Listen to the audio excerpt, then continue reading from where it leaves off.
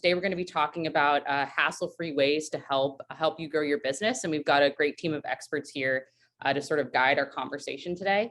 I'll go ahead and introduce myself. My name is Megan Wolfe. I'm the Director of Enterprise Account Management at Modernize Home Services. Just a little bit about Modernize. We're the leading performance marketing company in the home improvement world. I think the easiest way to think about it is that we connect homeowners with contractors, helping them close millions, hundreds of millions of dollars in net business every single year. With that, I'd love to kick it over to Matt. Hello, everybody. My name is Matthew Vazquez. I am the co-owner and founder of Neighborhood Windows and Doors. We specialize in window and door replacement, along with, we just opened up a garage door division. My background is mostly on the marketing tech side. So it's been a real interesting journey in my career to kind of go from the marketing agency side, the tech side, to now I'm on the contractor side. So this has been a pretty fun experience for me. And Lori, you want to tell us a little bit about yourself? I'm Lori Boyer. I'm the Director of Content Marketing at Hatch. Hatch is a software that helps you automate all of your communications. So when you do get those great leads from, like Modernize or something, our software helps connect with it. It will automate responses so that you can respond almost instantly to everyone who reaches out. Helps you be the first people to be in contact with that person. Also helps you with sales follow-up, speed to lead, and we'll just use multiple methods to reach out to people through text, email, voicemail, and so on. So our job is to help you take those leads that you've got and convert at a lot higher rate. Beautiful. I think with that, unless anyone has any questions, we can sort of dive into the meat of today's conversation, which I'm excited about. To give you guys a quick overview, I know you said we'd be talking about, hey, how can we help? How can we build hassle-free ways to help you guys scale your businesses and solve some of the problems that plague the home improvement industry, if you will? And so the way that we're going to be thinking through this, we're going to be starting out by having Matt tell us about a concept, his concept that's helped guide a lot of his decision-making and the success that he's had at his current company and other roles. Just talk about following the math. From there, we're going to talk about how his company became a text-first organization, sort of the moment of like realization, and then the different tactics that he's implemented to making that dream a reality, if you will. And then I think even more exciting than that, once you do drive those efficiencies, sort of talking about the time reinvestment, and by implementing these different things, like how that's enabled him to sort of take the time savings and use those energies to focus on bigger and better things at the end of the day. So I think from there, Matt, tell us about what following the math means to you. Perfect. Yeah, so a lot of what we do in marketing and just in business in general is everything is just math driven. And it doesn't have to be complicated math either. It really comes down to looking at what the demand is for your product, what the average ticket is for your product, what is the profitability of that product, and then ultimately it comes down to, can you acquire a customer at a reasonable cost, and can you do it? Can you repeat that process, and can you build a system that can scale that process? And so for myself, I started more on the marketing agency side. That was really my career path and trajectory. I never really planned on getting on the contractor side of things.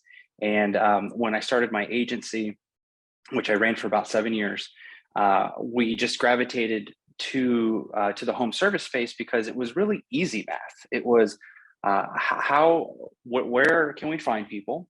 How much does it cost to get their attention and grab that information or acquire that information? What is the percentage that we need to turn that information into an appointment?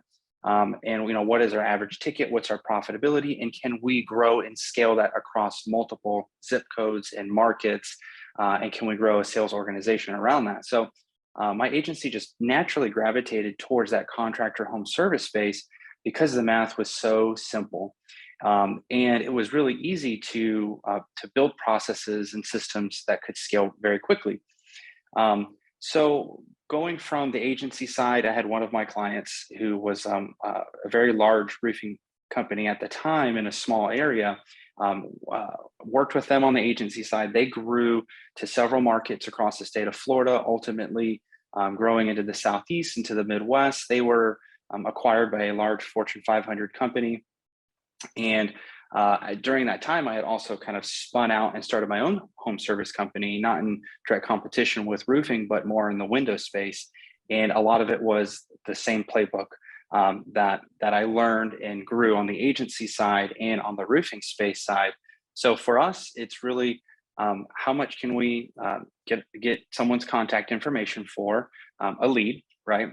What is that level of intent? There are going to be different sources. There are going to be different zip codes and areas that have different levels of intent. So the cost of a lead is typically relative to the level of intent, but there are different ways to kind of hack that process, and it's building repeatable systems and processes to work those leads. Because if you're spending $200 for a lead, let's say it's through Google, well, it's relatively high intent through Google, but if you're not managing that lead, if you're not touching them and have a really thought out cadence of communication and touch points, it doesn't matter how much that lead really costs. If you can't convert it to an appointment and ultimately you can't convert it to a sale, it doesn't matter what that cost per lead is.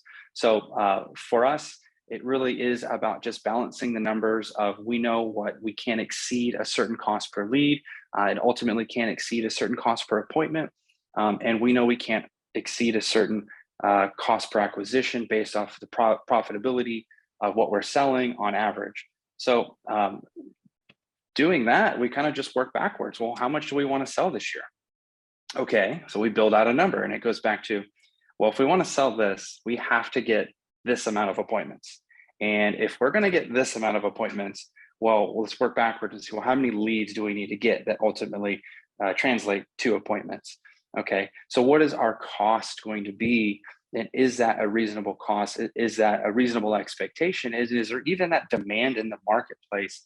And I think that's where partnering with companies like Modernize really helps cut through a lot of the noise and trying to do a lot of that self lead generation, where you guys already have the bucket of interest, the bucket of contact information of leads.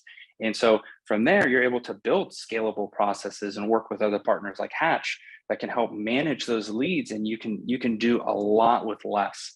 And it saves our staff a tremendous amount of time, which we then get to reinvest that time into other revenue producing activities that ultimately lower our cost per acquisition, build out referral networks. So we're cutting our acquisition costs, our lead costs in half through other means. So for us, we have weekly goals, we have monthly sales goals, we have goals that we have to hit on the lead, on the appointment, and on the sales side. And so our sales director, he knows, okay, this is what this is what I have to sell for this month. He kind of comes back to the marketing side. He goes, well, this is how many appointments I need you guys to set up for me. Then I'm able to go back and just work the numbers. And just, it really is that simple. It's, how much do you want to make? You know, what are you looking for sales? Well, how many appointments do you need in order to get that? You know, and what is your close ratio? 30%, 40%, 50%. Well, if it's 50%, let's use that as a pretty round number. Then if you're scheduling 100 appointments a week, well, you know, you're going to close roughly 50% of them. And then going back to, well, how many leads do I need to convert into an appointment? Well, what's the average lead to appointment ratio? 25%, 30%, 50%. So let's use 50% again. Well, now we need 200 leads in order to convert to 100 appointments, in order to convert to 50 sold jobs at an average ticket of X. And that's about it. That's as simple as the numbers really get. I wish I could be really complex with it and sound all sophisticated, but it's really not. Now, you can get really detailed and granular based off of zip code analysis, which Megan, you and I have had the opportunity to work together back in the roofing space, and working with Modernize and you, it was a tremendous asset to be able to look. Once we had the core fundamentals ironed out, we're able to then go a little bit deeper and look at what is our closing rate per zip code, what is our lead to appointment rate per zip code, per county, per area. And then you're really creating leverage there with your marketing spend And that's when you truly have a scalable organization, is when you have kind of your bases covered, and then you have the free time to jump into those zip codes and create a lot more specificity with the data, which ultimately goes back to, you know, increasing your profitability, increasing your close ratio, potentially looking at upsells, things like that. So for Matt, us, can I ask you a question? yeah. So I'm curious how much data you looked at when you determined your initial, you know, average set rate or your average close, or your, were you looking at back at a year? Were you looking at a quarter? What kind of data did you use? So in the roofing space, and I think it's a little bit of an advantage for me because I was on the agency side and I had exposure from pest control, fence companies, roofing companies, solar companies, that I began to see this kind of averaged lead to appointment, appointment to sale, average ticket per sale. And so, there's seasonality too for each industry. So it really depends on the vertical type, but really it is somewhat of trial and error unless you're able to find the right partners who are able to give you some general baselines. And again, that's another positive of working with Modernize, and the reason why I worked with them in the roofing space, and that's been able to translate pretty nicely over into the window space as well, because having a partner who is, and I like to work with people that are way smarter than me, and because that's, you know, what they get paid to do, but they also get paid to help you navigate these different areas that you may not understand, or could take you a long time to get that information. But you know, working with Megan, they're able to help us kind of assess, you know, what is a generalized set rate, and then we're able to build expectations off that, and then create different milestones and benchmarks to say, well, how do we outperform that? What does it take for us to outperform the general metrics? I could say, well, a lot of it has to do with, and I'd say 90% of how to outperform what you would see as general metrics is lead handling. How you handle your leads is really how you're going to outperform the general metrics for lead to appointment that you would get from, you know, a partner like Modernize, who's going to tell you, okay, this is what we see in the marketplace. Well, if you want to increase the opportunity, lead handling is where you should invest quite a bit of your time. Matt, can you tell us a little bit about, like, what was one of your first aha moments or realizations that you had about what, like, either if it was at Total Home or at your current company, like, what was one of the first things where you had an aha moment which was, hey, we've got to do this to, like, move the needle, or we've got to do that to, like, get our results looking a little bit better? Yeah. Hear about some of those aha moments. Yeah, so I would say my first aha moment was about 5-6 years ago, when I had just made the transition from the agency side. I sold my agency. The former CEO of Total Home at the time brought me on to really hyper focus, to really be the only client for me. So I came into Total Home, and at the time they had one cell phone that was being passed around in an office of 3 admin, and they were each taking turns texting people, and they were each taking turns calling people. And it actually blew my mind how, number one, how efficient they were with doing it, but how inefficient the entire process was. And once I really started to dive into their schedule and what they were doing and the set rates, I immediately found out and gravitated towards, well, when you're texting people, you're getting a response in half the time.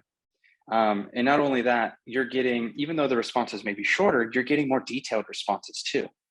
And so we quickly shifted away from this one little tiny cell phone that's being passed around in the office to, we needed a system to mass communicate with all of our contacts immediately. And speed to lead was such an important part of that, because you can't just have a lead come in, contact information come in, and pass a phone around, or take your time 10-15 minutes later and text that person and call that person. So speed to lead was super important. So right out of the gate, we began implementing systems and processes that allowed us to auto text, that allowed us to put that person into a very high cadence marketing funnel that would really push them to either self-schedule appointment or get the information that they needed to pick up the phone, or what I started to realize kind of later in the game is giving that person the opportunity to just schedule their appointment with really basic responses via text too.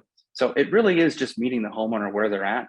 And that was something I learned really quickly on when I first made that transition over to Total Home, is that people were on their cell phones. And most of the time, you're getting higher responses during the working hours than you were outside of working hours, because people are on their phone more often during business and like on their personal devices, whether that be in a meeting, they're checking stuff, going to the restroom, taking a break, lunch.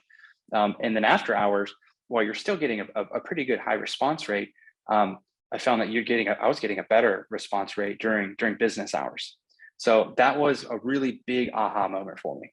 Beautiful. And I think, yeah, and I know we're kind of getting into the topic about going text first and what that means to you guys. I do want to say, like, I've seen so many stories like that, Matt, play out over the years, right? Like your story about the one cell phone being passed around, or I can even think about it when I first started at Modernize about 4 years ago. I worked with some companies that were receiving their leads via fax and then printing out, printing out like a big old stack of the lead information on pieces of paper and sort of handing them out to the call center, right? And so I think that stands to say that like the industry in itself, I think, is like up leveled a lot in terms of its aptitude or like excitement about like technology.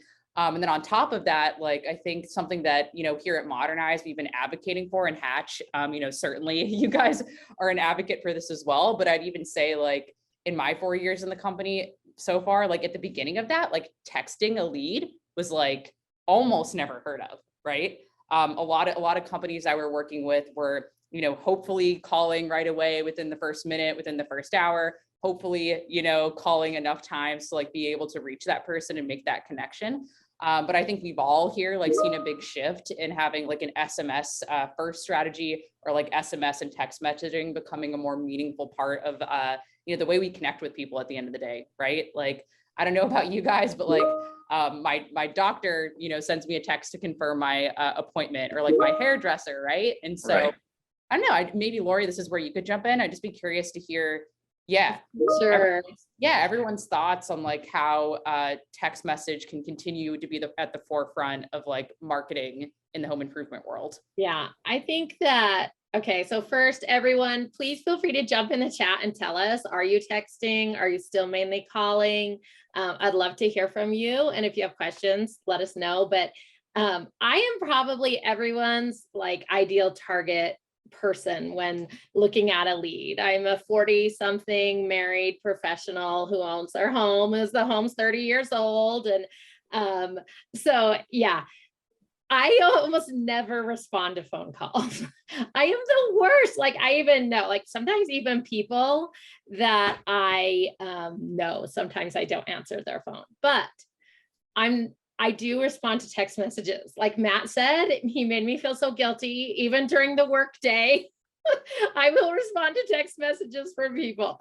So text is first. I mean, besides obviously us just sharing our stories, the studies show that 95% of text messages are seen within like the first few minutes.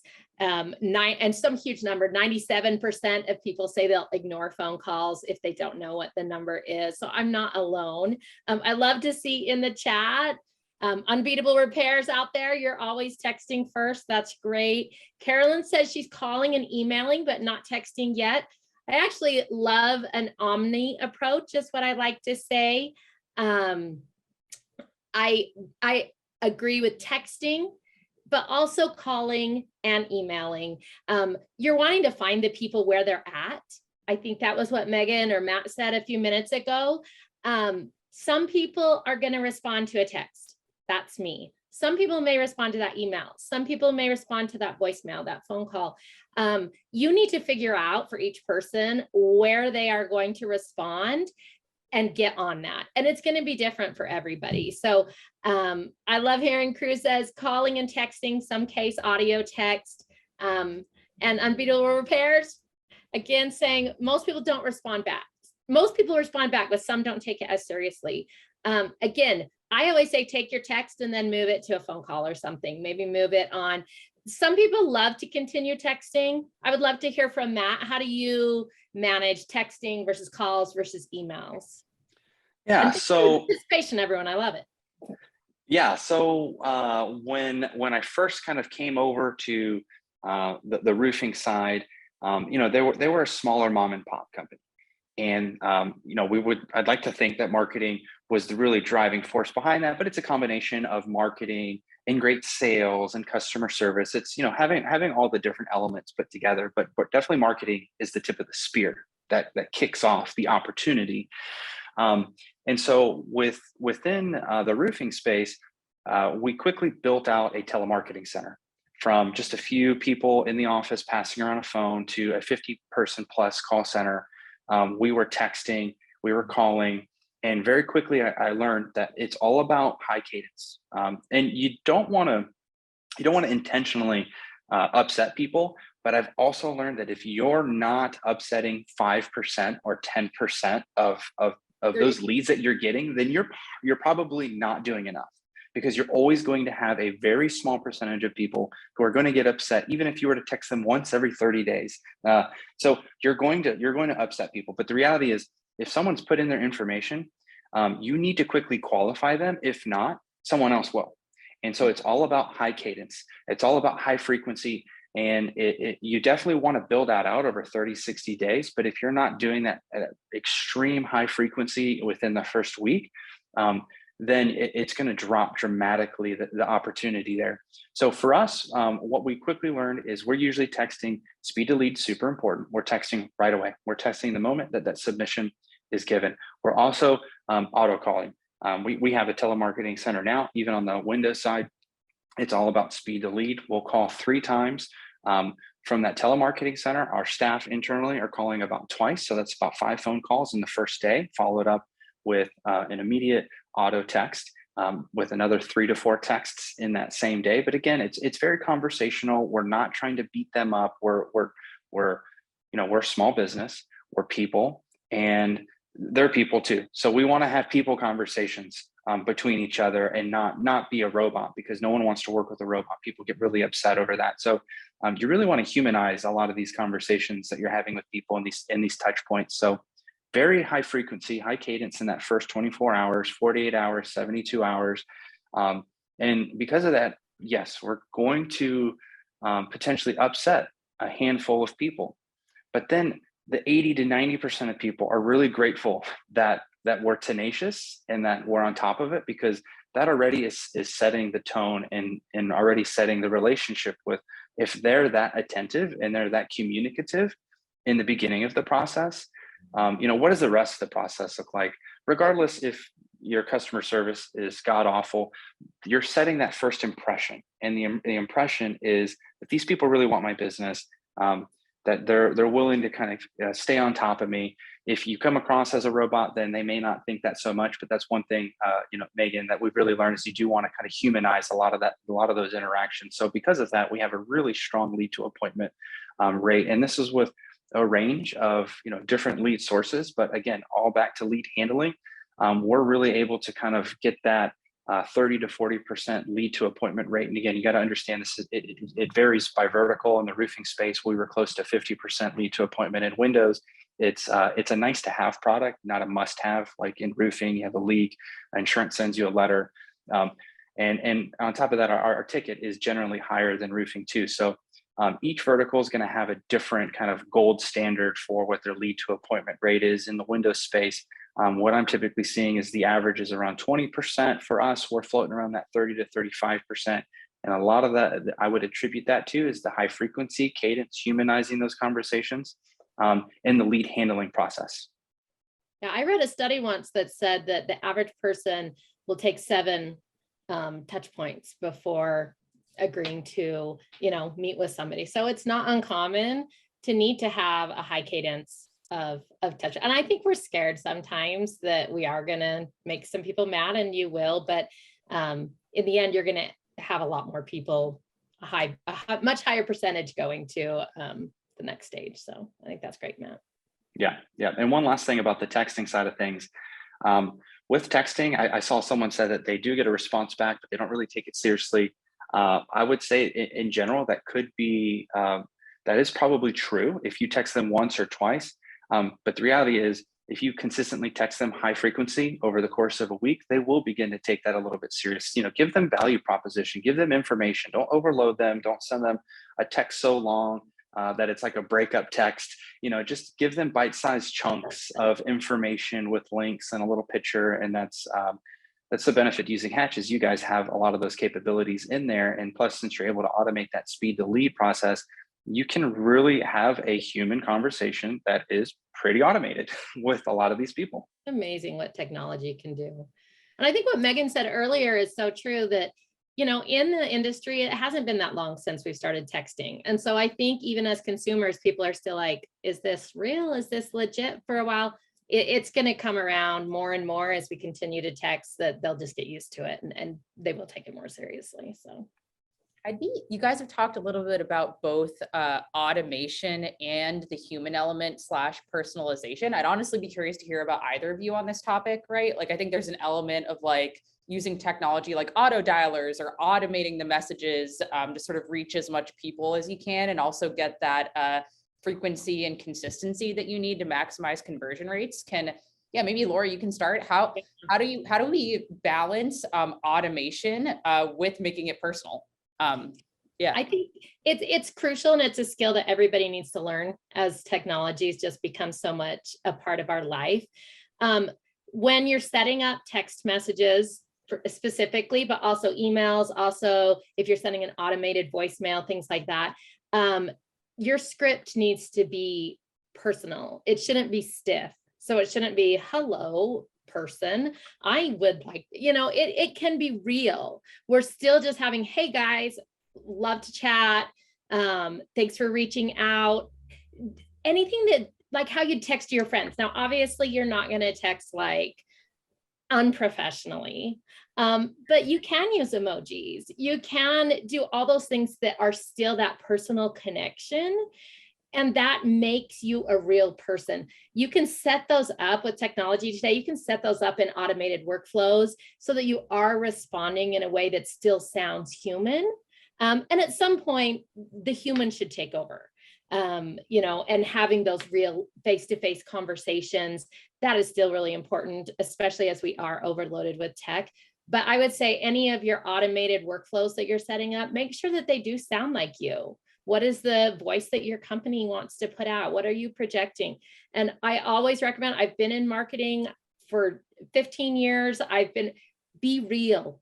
That's what people want. They don't want you to be some sort of stiff corporation. They want you to be a real person, and they'll respond so much better to that. Matt, I'd love to hear from you as well. Yeah, I completely agree with that. People want to work with other people. They want to work with someone knowledgeable in the space. They want you to be a human, but they also want to know and have that level of comfortability and reassurance that, okay, this company actually knows what they're talking about.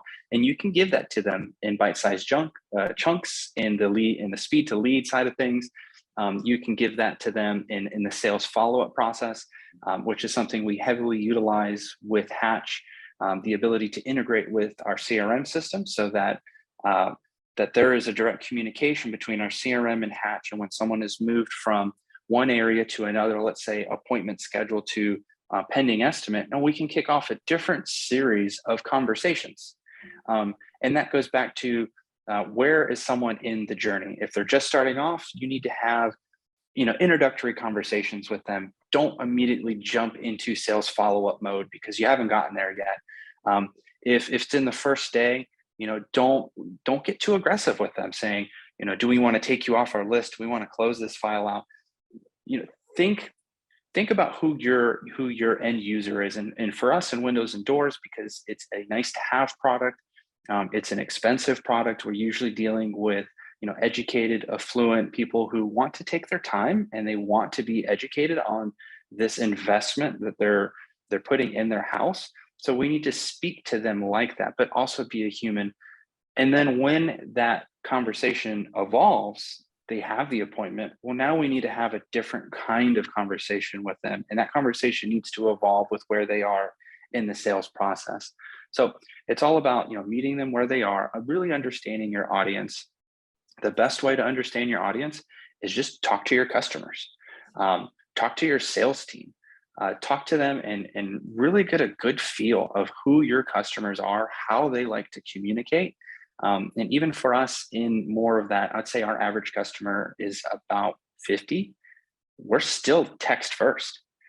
You would think that text first, maybe that's, for younger people in their 30s, not at all. People in their 50s and their 60s, they're still texting like crazy. And the importance of that is because if you text them a few times throughout the day, well, they've got other people texting. You're not the only person texting them.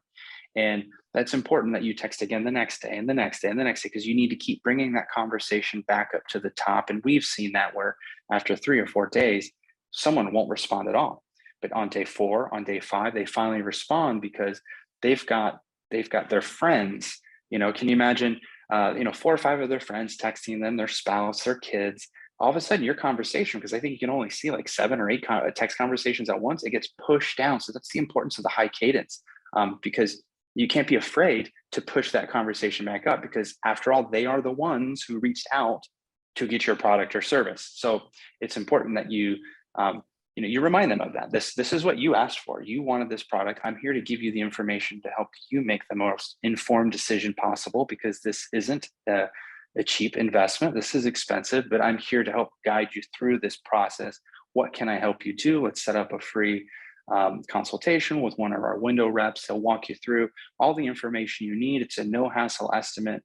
And then if we get a little bit further down the line and we go a little bit dark, we can start to get aggressive with, you don't even need to be home for us to measure your windows. Now, of course, we want that face-to-face interaction. We don't want to abandon that, but we start getting into the single-digit conversion rates. We want to squeeze every opportunity we can. Matt, you touched on a couple of points that I wanted to dig in on related to sort of the life cycle of the lead, or like the timeline of your marketing cadence, right? I think what I'd like to hear you talk about a little bit more is like guys, I can't tell you how many times, like being in the world of marketing and leads, like I've worked with companies who get frustrated if someone doesn't pick up right away, or they don't answer a text message, or don't convert within the first week. And I think, from my lens, what we found time and time again, that yes, like you're going to get the most juice for your squeeze within your first like couple days, or like the first week of like following up with the leads you receive.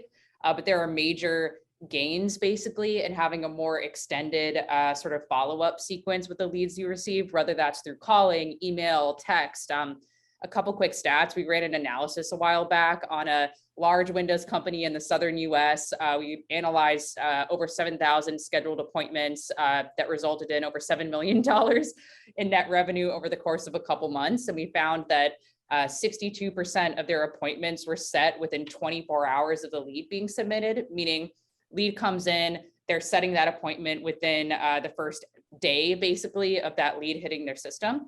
Another 20% were set from days 2 to 7. And then almost another 20% on top of that were post 14 days or post 15 days from the lead create date. And so, yeah, I'd like to hear like some of your like grassroots experience with that, Matt. Like how much gains have you guys realized by like extending your follow-up cadence, or like not giving up on a lead? It's huge. It's absolutely huge, because the low hanging fruit obviously is that first 24, 48 hours.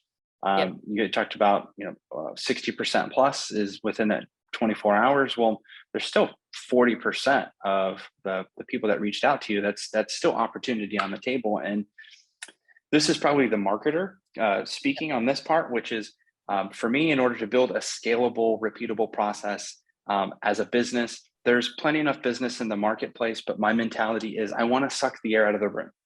I want to take every opportunity in the market and I want to maximize my opportunity with every single lead. And so if I need to build out a campaign that goes out 90 days in order to convert 2% more of those leads, well, that 2% month over month could be an extra $1 million in revenue for our company. Or another way I like to think about it, again, as a marketer, is that's $2 million that my competitor didn't get. And then I get to use that in order to grow back into the market and take more market share. So it's really about not leaving opportunity on the table. And when you have systems and automated systems like Hatch, you do have the opportunity to build a well thought out, a high frequency at first, and then kind of lower that frequency as they go, but continue to touch them for a very long time. And that's something that we're still building out within Hatch ourselves. It's a pretty robust system. And then there's one feature that's relatively new to us, which is this voicemail drop. Voicemail drop, and we've been using a different system that we're completely transitioning that to Hatch. But that voicemail drop is really important too, because nobody picks up their phone hardly. If they don't know the number, if it's not their friend, if it's not their mom, they're not picking up the phone. And we recognize that people will usually check the voicemail, or even worse, what they'll do is they'll see the missed call and then they'll read the first few sentences of the transcript to see who it is. So yeah. So it's like a text. People treat their voicemails and incoming calls like a text. And so there's a huge opportunity, and Hatch has this functionality to do voicemail drops. And it's just another touch point. It's another way to get your brand, to get your company, to get the name of your company popping up on their phone, get it transcribed as a transcript, the first few sentences there. Now people can see, not only did they text me, not only did I miss a call, not only did they leave a voicemail, not only did I get an email, man, these guys are persistent. So it's maximizing every opportunity, and it's extending it for as long as your systems will allow it. Sure. And I think we have a question from Carolyn. Lori, I'd love to hear your thoughts on this one. She's saying, do you guys have any waterproofing companies that are using text messaging? And then, I love this topic, asking about one leg versus two leg appointments, and how can we make sure that all the right people, husband, wife, the right people are at the table for the appointment. I don't know if you have any thoughts on this one. Yeah. Or you, Matt. If I know, through Hatch, as we're obviously offer texting services, we absolutely have waterproofing companies. We have companies for pretty much every vertical that you can think of in the home improvement space. And that's because text really is still crucial for everyone, even as you're moving through those processes. So you're talking about asking, all the homeowners to be present, trying to get everybody there. Text is a great way to do that. It's a great way to continue the communication throughout the entire process. So even if they've, sold with you, you're going to want to confirm appointments. You're going to want to follow up with texting and just be like, hey, just checking in to make sure we're good for tomorrow. All of that, the response is still so much better by using text message. I think that obviously, as we've said, we need room for everything, but once you're getting going, there's no reason that you can't continue to use text. I also want to throw off from Matt talking before about following up cadence. That's an area where I see a lot of people dropping off and not continuing to text after 30 or 60 or 90 days even, or even if you've given a quote and they said no, following up with them later. You don't know what may be going on in their life right now. And in 60 days, they may absolutely be ready to connect again. Most companies, and this is an opportunity for you guys, most companies stop the communication pretty quickly right after. So I absolutely recommend that you continue to follow up for some time after you've had, contact with somebody. So Matt, what do you think about text messaging and getting everybody present? Any tips you have for everybody? Yeah. So I would say a question would be, when should I stop texting, calling, emailing? I think the answer is when they tell you to stop.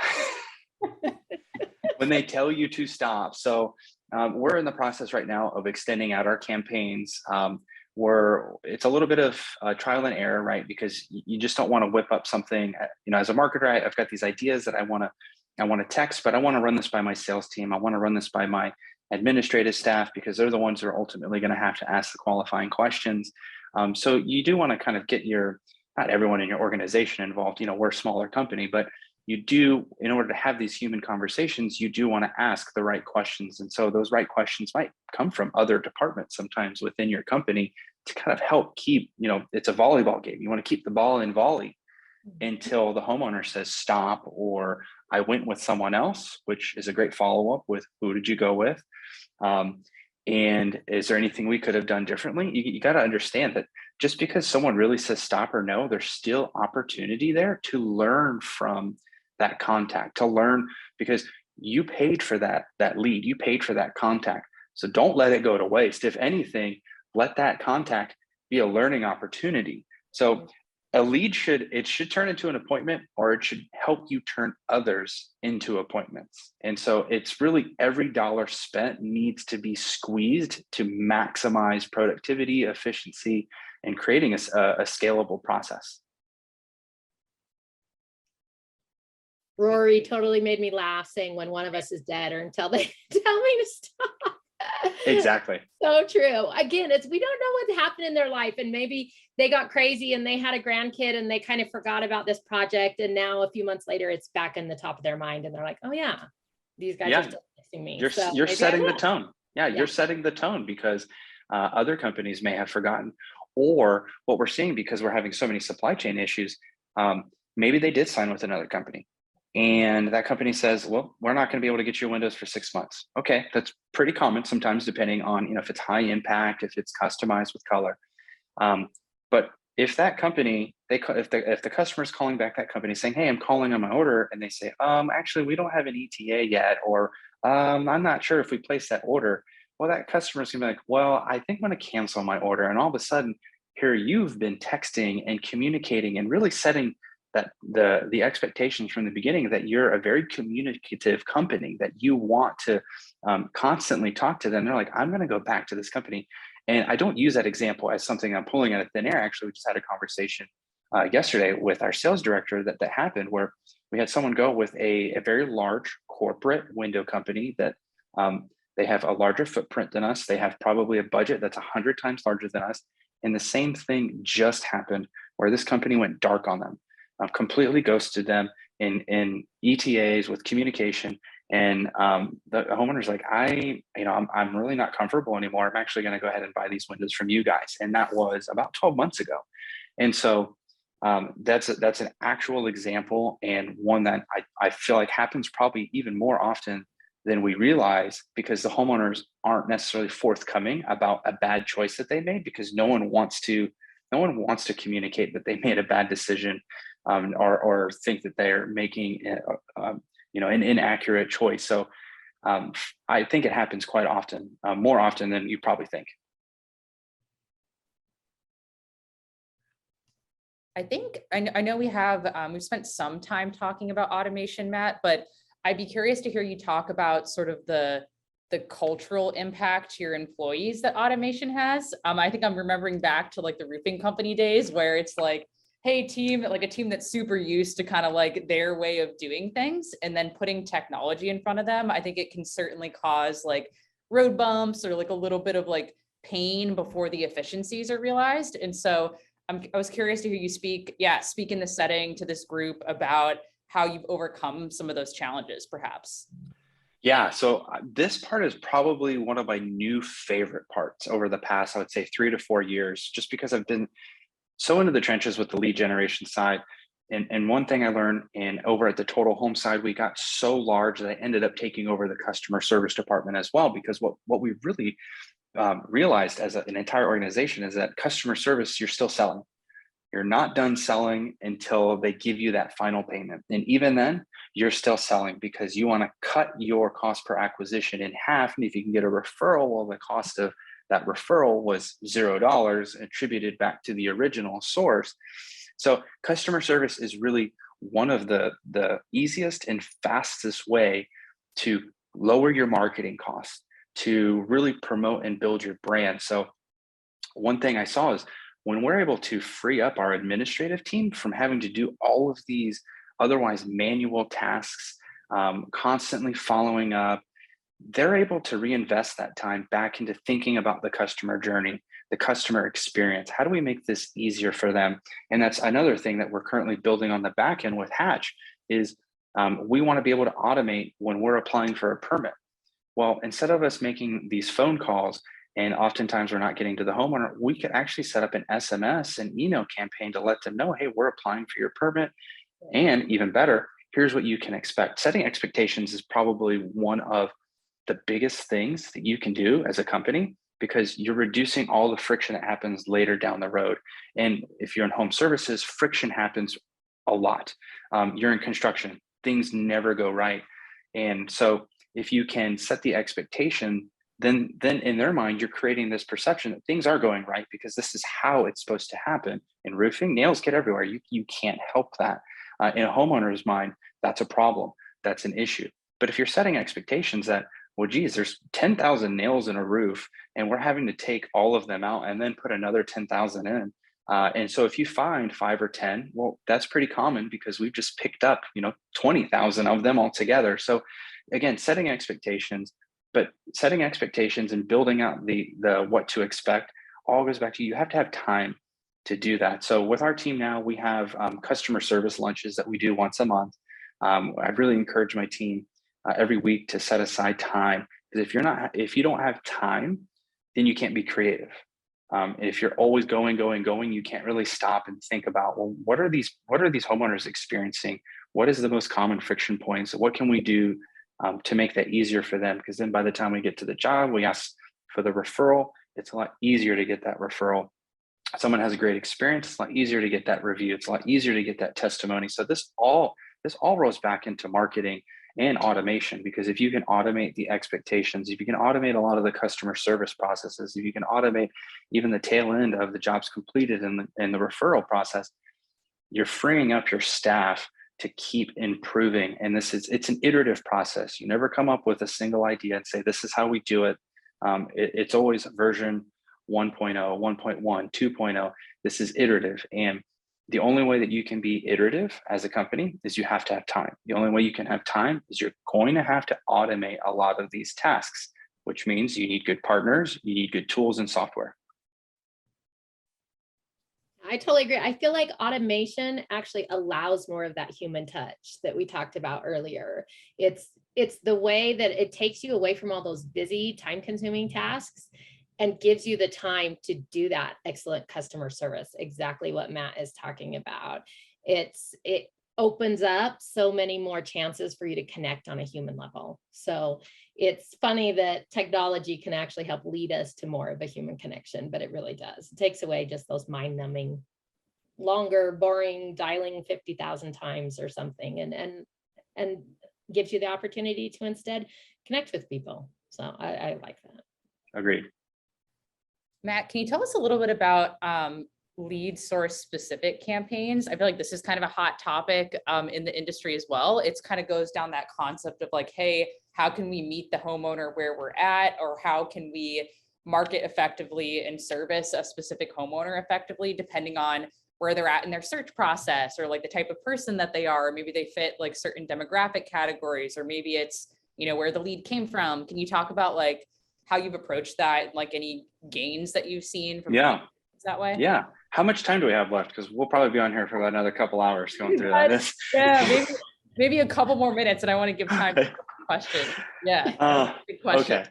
So each lead source is going to have its level of intent, and oftentimes it's represented by the cost of that lead, right? If you're doing your own self-branded lead generation, let's say through Google Local Service, you're going to pay a little bit higher of a premium, but that's probably because that person looked for you directly, and the intent level is going to be higher. So you do want to communicate with that person a little bit differently than someone who maybe filled out a form that's a little bit more generic, and it says, well, we're gonna get you a quote or connect you with someone.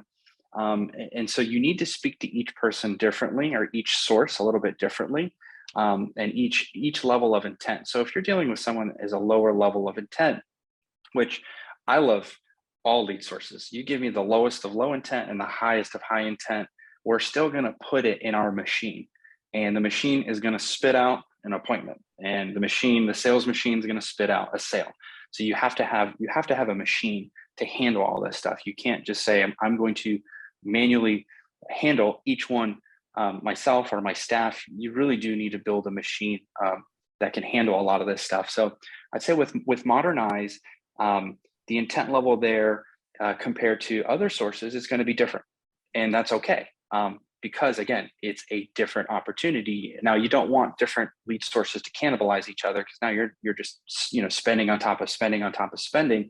But there is going to always be a little bit of overlap, and that's acceptable.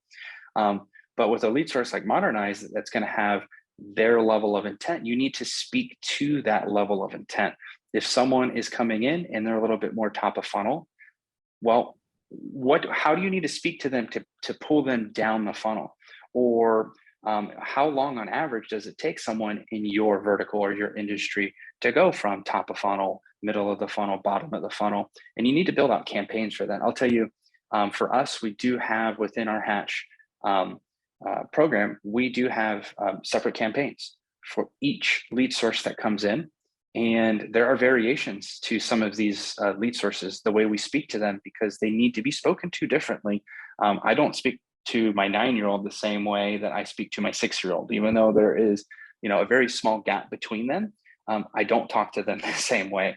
I try to sometimes give them the same lessons. And I try to, convey a lot of the same things, but I don't say it the same way. And you have to treat your lead sources the same way in order to maximize your opportunity, to maximize your dollar. And that may even translate to how you continue to follow up with them. Because if you have a lead source that's just, very inexpensive, very bottom of the barrel, intent level, there's still a market for that, because you want to maximize that lead opportunity. And so maybe you need to have a high frequency up front, potentially a high frequency all the way through until they tell you to stop. And you collecting that data will ultimately tell you how you need to speak to each lead source. So just follow the data. If you're getting a lot of no's, why are you getting those no's? You might be saying the wrong thing at a high frequency of cadence. So it all goes back to trial and error. Everything we do in marketing and advertising is iterative. You're never going to come up with one idea. In fact, the idea that we came up last month about how we want to do this, we constantly need to challenge it. Is this the right thing? Can we test this process? How do you test? You have to have time. This goes back to, so then you're going to have to automate a few things in order to have the time to be creative, to test, to refine, to think about the user experience. And constantly test with yourself, depending on the size of the company you are. And if you're the owner or if you're the marketing director, put your information in there, open up a dummy account, get a Google Voice telephone number, and submit your own information into different local lead sources, or even your own website, and see what that experience is. And would you buy from your own company? That's probably the first question I'd ask. Would you respond to yourself? Would you respond to your company? Would you get the information you need from your company? And ultimately, would you feel confident enough and have that reassurance to pick up the phone or text back, yes, I'm ready for an appointment? So you're probably your best test to start with. If not, moving on to a lot of lead aggregation. So I buy a lot of leads. And because of that, I'm able to get a lot of data in a very short amount of time that helps me make decisions based off that information. Really easy.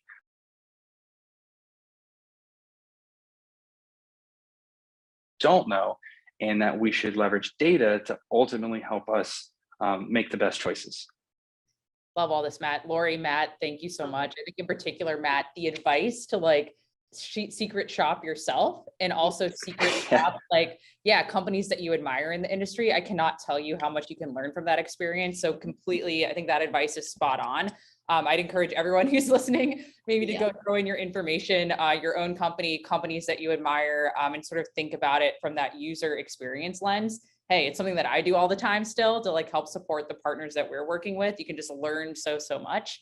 And I do want to open up the floor for some questions, but to your point, Matt, when you were talking about it, it seems like we're kind of coming full circle here. It feels like the start of this conversation was hey, work backwards, basically.